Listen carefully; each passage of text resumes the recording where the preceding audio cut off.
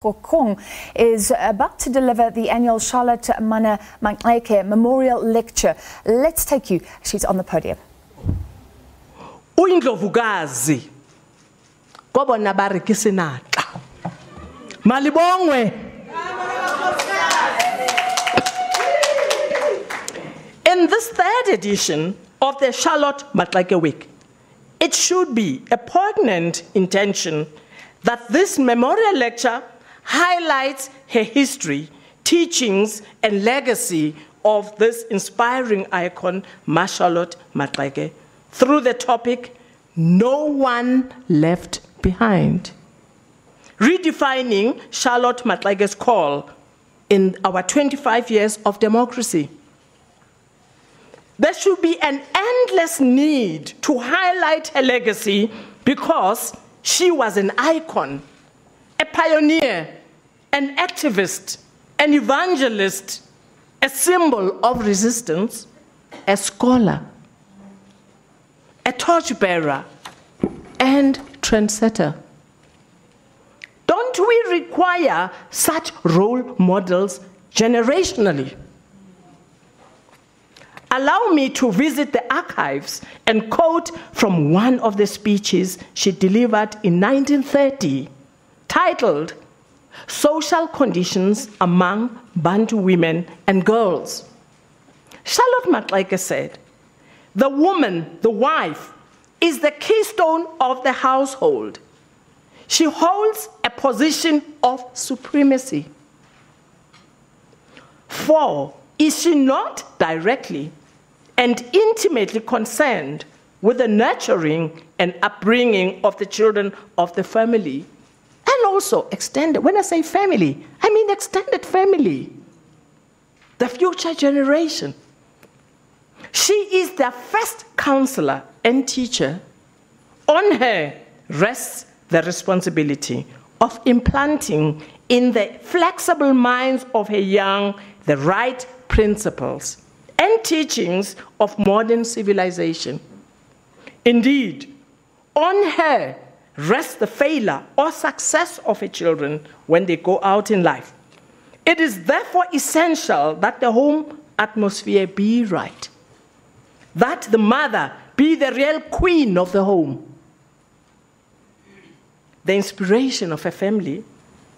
If her children are to go out into the world equipped for the battles of life, if you definitely and earnestly set out to lift women and children up in social life of the Bantu, you will find the men will benefit, and thus the whole community, both white and black. She continues, because it's rather a long speech. What we want is more cooperation and friendship between the two races and more definite display of real Christianity. To help us in solving all these riddles, let us try to make our Christianity practical. You know, some people like to make Christianity very complex when it's quite simple. From this quote, it is clear what Charlotte Mannya-Maxeke spoke to be understood and not only to sound good. She resolved that if women of this country were to take this nation forward, they must first assert their right to claim their soul as their own. Because it's only when an individual is fully developed in mind and soul that they can assert their position, have influence, and impact the lives of others.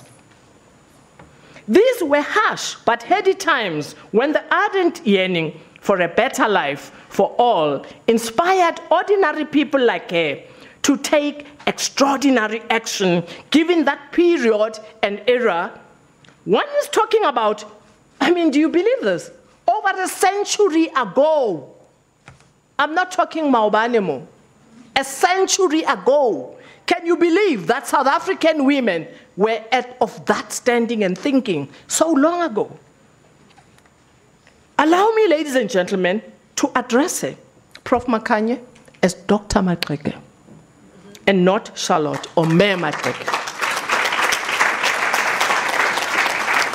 Yes, she was honored by an academic institution in recognition of her contribution to the upliftment of society.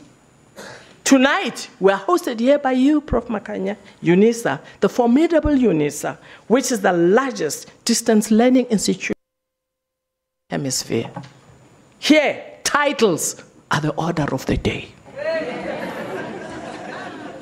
Dr. Maxeke symbolized the unsung heroines who kickstarted the anti-apartheid movement. Ever quiet and unassuming, her polite resistance to racial convention did not begin by happenstance.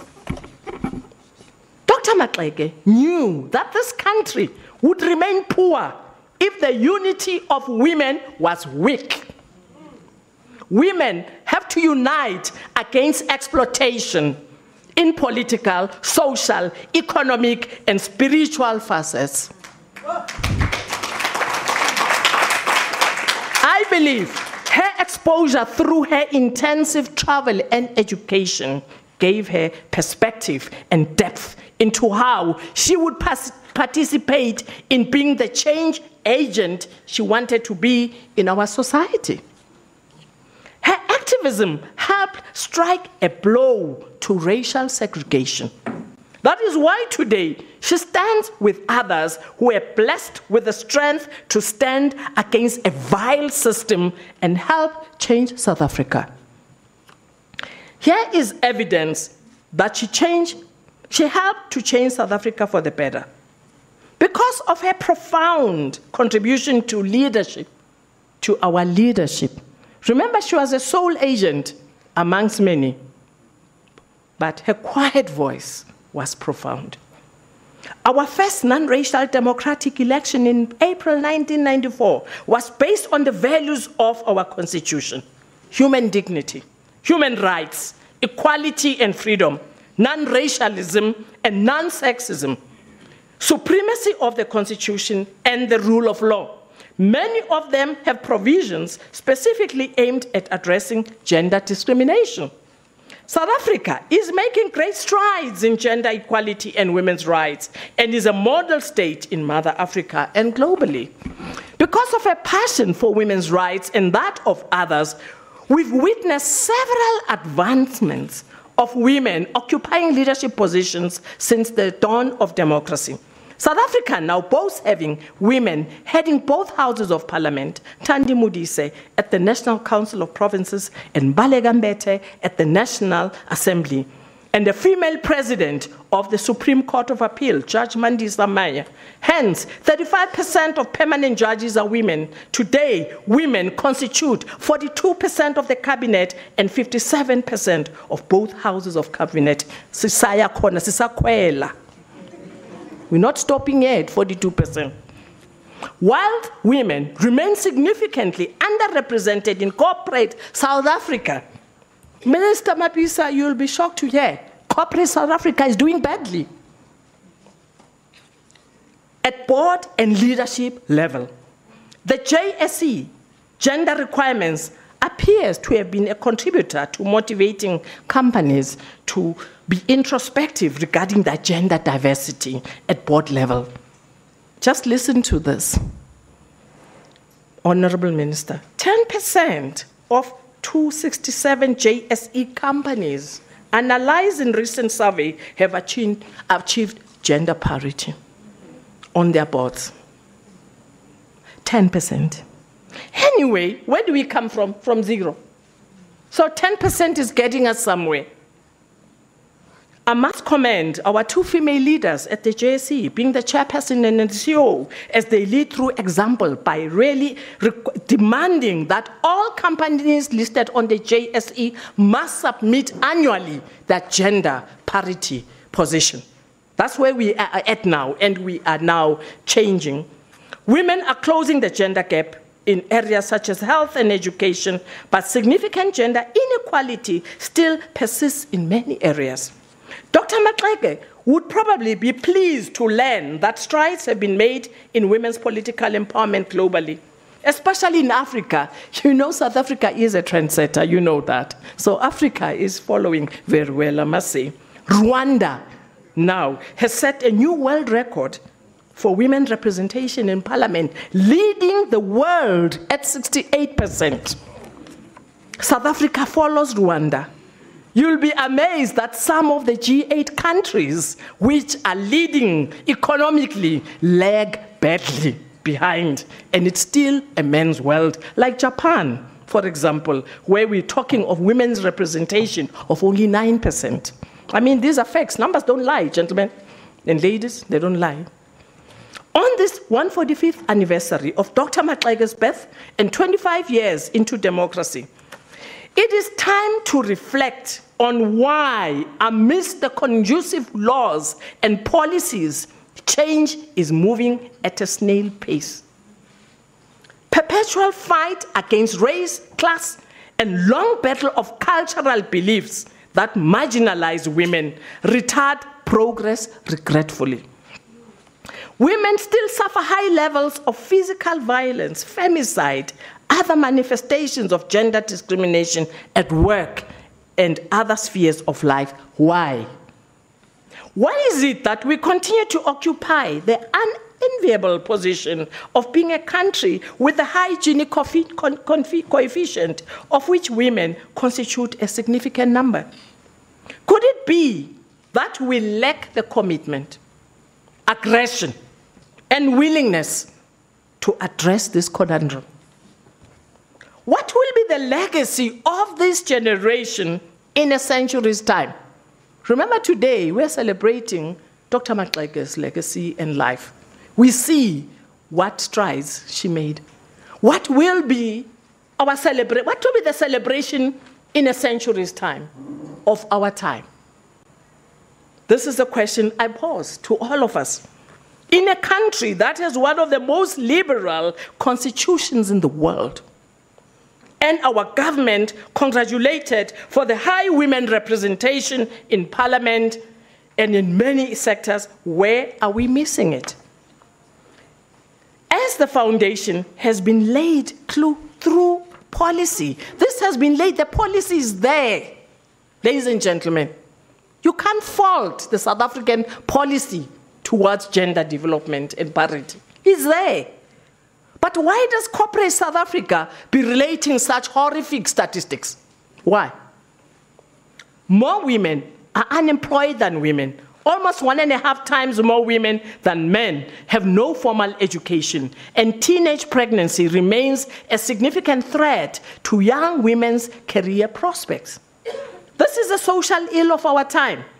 As if that's not enough, here comes the mother of all strifes, diseases such as HIV/AIDS, tuberculosis, and mostly impact women's lives, thus rendering them unproductive, as women are most vulnerable. I found myself pondering on this question. If a century ago, a black woman was able to attain a BSc degree, participate and contribute meaningfully in the social and political spheres, if anything, we should be seeing far more change than we're seeing right now, loaded with the policy and armed with the policy and all the financial means this country has today. Kwalapi, where are we getting it wrong? It is well and good to identify challenges and problems and criticize and talk, but where does this take us to?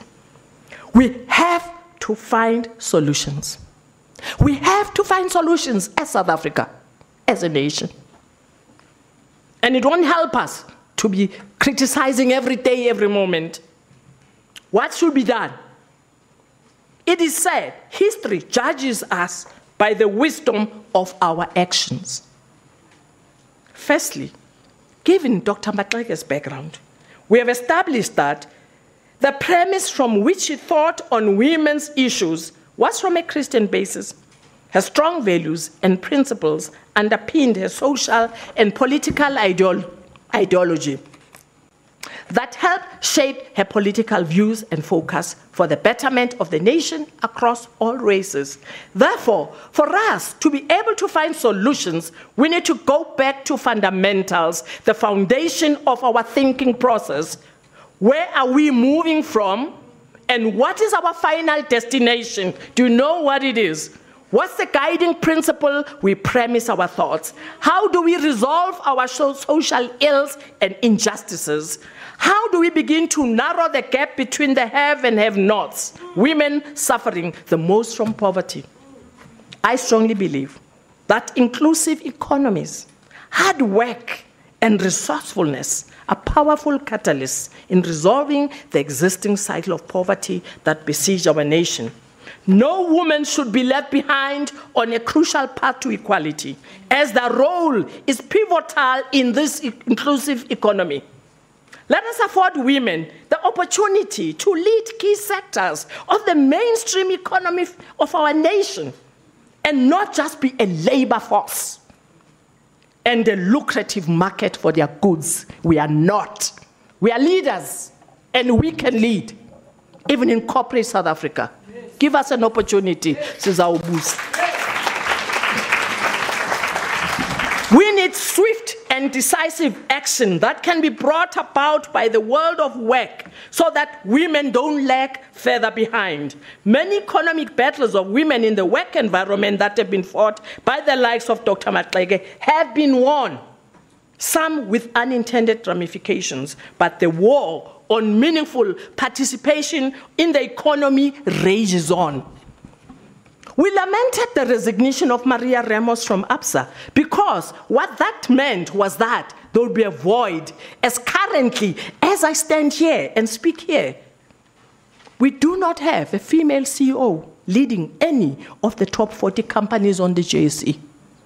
As I speak here today, not tomorrow, here today. Thanks to Bidvest for nominating a female candidate. At least in the near future, there'll be one. Let's take the South African workforce for an example. According to the South African Revenue Service data, women on average earn 28% less than men. Excluding personal choices of whether to work or not, the problem in South Africa is that men have better access to higher paying jobs than women do. In lower income brackets, men and women on average earn about the same.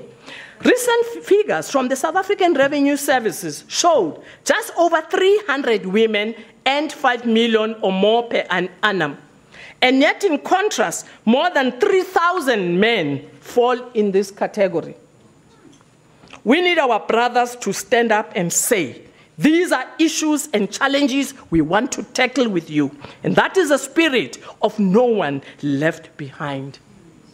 It also includes men. It's a collective effort. We must grow beyond the point where men, usually those with fragile egos, feel the need to lord over someone they view as weaker in order to feel good about themselves. We need to go beyond that. If the likes of Warren Buffett could recognize the profound influence and impact of women-led companies, then the rest of the world does not need much convincing. He has seen it and has admitted to it. A recent article in Forbes Woman said, open quote, there's been a great deal of research which suggests the value of having gender-diverse management teams. For example, companies that have more than 3 women in management positions tend to have better return on equity and assets than those with fewer women. They also tend to score higher on organizational effectiveness criteria. They continue to say, the research further found that women leaders are more likely to demonstrate what is known as communal values, friendliness, support, and a caring attitude, rather than the approach of assertiveness and dominance.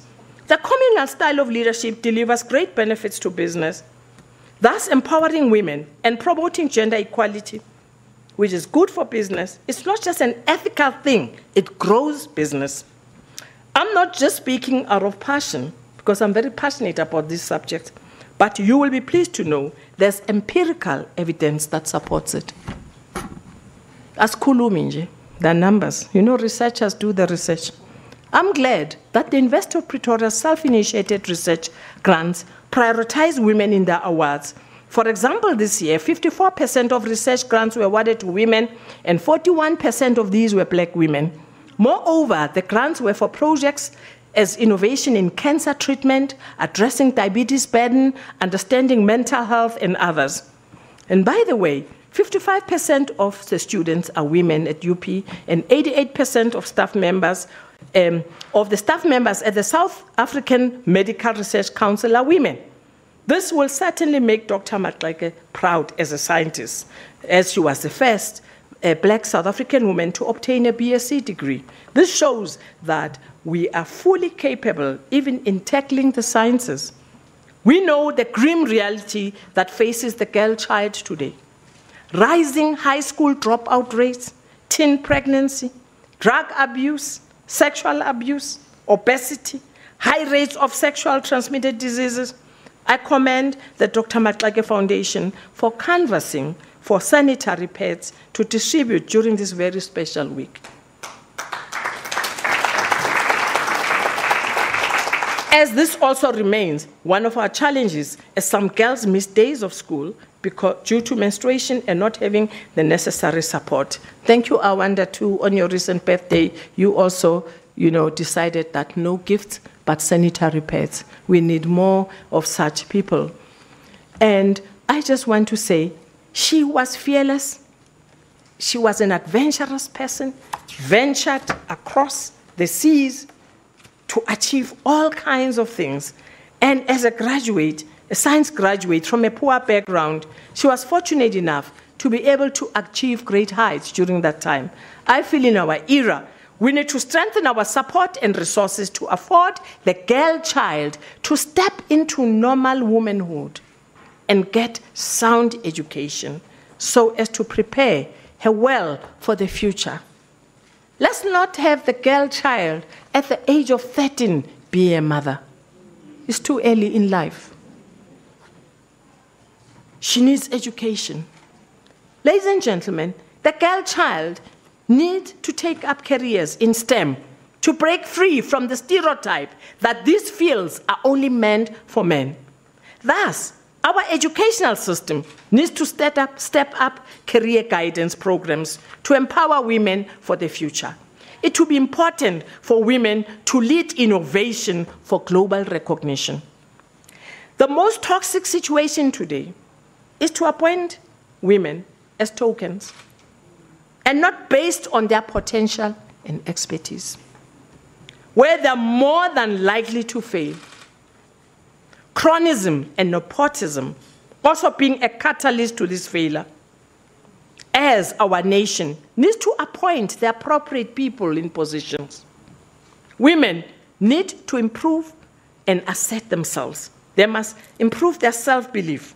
Disempowerment experience at social level eventually filters through a woman's self-image, where it becomes a self-fulfilling prophecy. Therefore, one of the most powerful tools for leadership growth is personal inquiry. Let's talk to ourselves. I always tell people I talk to myself.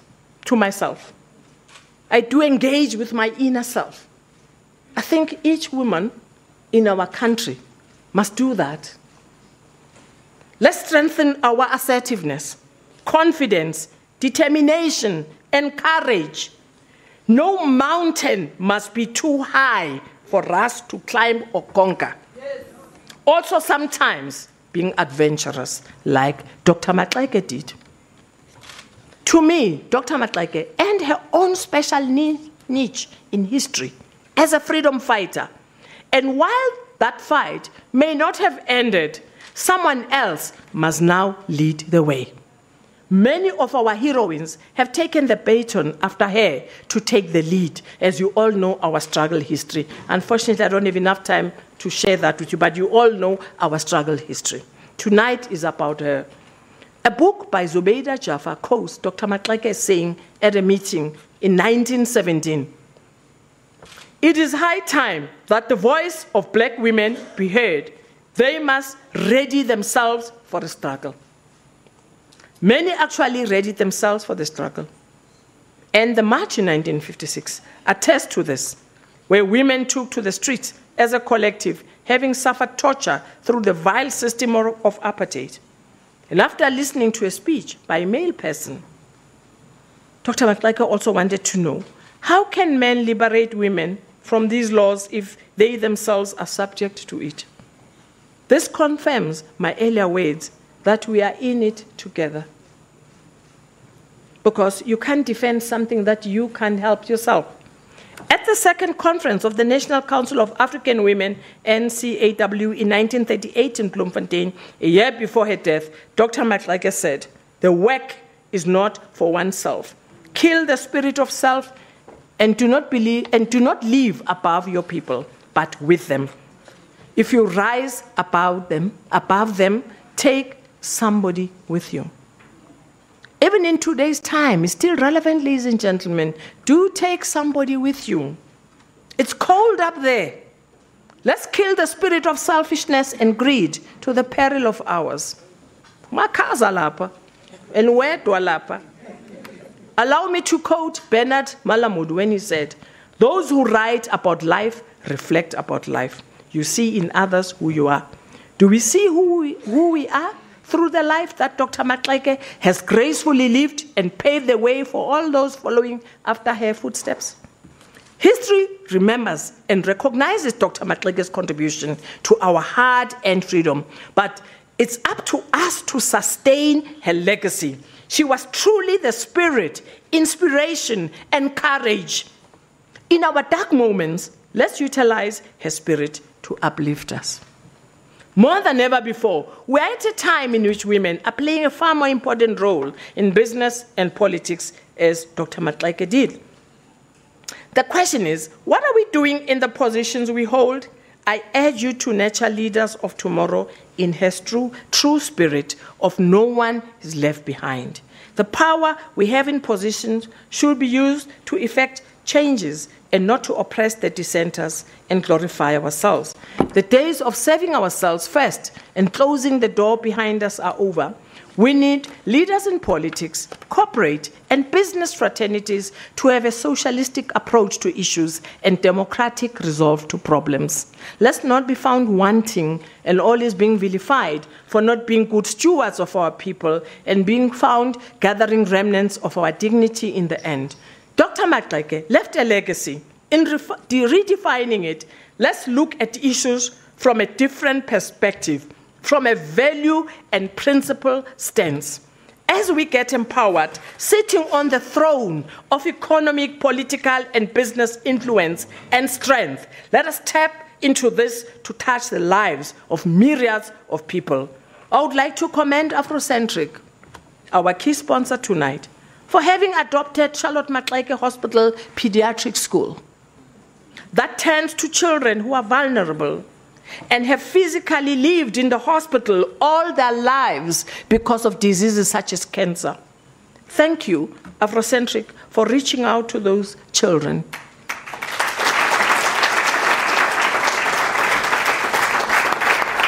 Let's utilize the power of unity and leadership platforms to inspire, motivate, and celebrate, and make sure that no one is left behind, rather than be the prophets of doom. South Africa has a lot of goodwill that can be harnessed in the right direction to address the diverse requirements and the needs of its people. We have a lot of goodwill.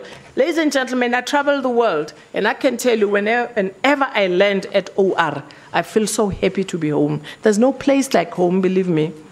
Because of Dr. Maxeke, our country is now a beacon of hope for women's rights the world over. And I wish to applaud those who continue to champion this valuable cause, even though it's a saying Ndlela, but we're getting there. Let's not give up.